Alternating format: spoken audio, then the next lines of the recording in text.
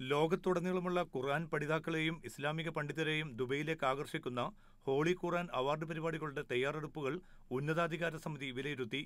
രാജ്യാന്തര മത്സരങ്ങളിൽ പ്രതിഭകളെ കണ്ടെത്താനുള്ള മത്സരങ്ങളും പൂർത്തിയായി. 6 ഭൂഖണ്ഡങ്ങളിൽ നിന്നുള്ള 86 പേരാണ് റമദാന് മുമ്പ് തന്നെ മത്സരങ്ങൾക്കായി ദുബൈയിൽ എത്തിച്ചേരുക. ദുബൈ ഗവൺമെന്റാണ് ഹോളി ഖുർആൻ അവാർഡ് പരിപാടികൾ സംഘടിപ്പിക്കുന്നത്. വിശുദ്ധ ഗ്രന്ഥത്തിന്റെ സന്ദേശം സമൂഹത്തിലെത്തിക്കാനും ഖുർആൻ പഠനവും മനഃപ്പാഠവും പ്രോത്സാഹിപ്പിക്കാനുമാണ് ഓരോ റമദാനിലും ഇത്തരമൊരു വേദിയൊരുക്കുന്നതെന്ന് ബന്ധപ്പെട്ടവർ അറിയിച്ചു. ഈ വർഷത്തെ ഹോളി ഖുർആൻ അവാർഡ് മത്സരങ്ങളും മറ്റ് പരിപാടികളും സംഘടിപ്പിക്കുന്നതിന് വിവിധ ഘടകങ്ങൾ പൂർണ്ണസജ്ജമായി. റമദാനിലെ 20 ദിനങ്ങളിലായി ഇവ നടത്തും. മുൻ വർഷങ്ങളിലേതുപോലെ ഇത്തവണയും ദുബൈയിലെ വിവിധ രാജ്യക്കാരായ പ്രവാസി സമൂഹങ്ങൾക്ക് റമദാൻ പ്രഭാഷണ പരിപാടികൾ സംഘടിപ്പിക്കുമെന്നും ഇബ്രാഹിം ബൂമിൽഹ വിശദീകരിച്ചു.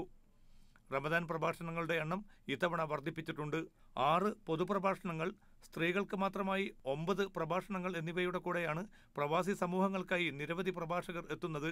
ഹോളി ഖുർആൻ അവാർഡ് കമ്മിറ്റിയുടെ program committee chairman Arif Abdul Karim Julfar, media വിഭാഗം തലവൻ അഹമ്മദ് അൽ സാഹിദ്, സാമ്പത്തിക വിഭാഗം ചെയർമാൻ അബ്ദുറഹീം ഹുസൈൻ അഹ്ലി എന്നിവരും വാർത്താ സമ്മേളനത്തിൽ സംബന്ധിച്ചു. Media 1 Dubai.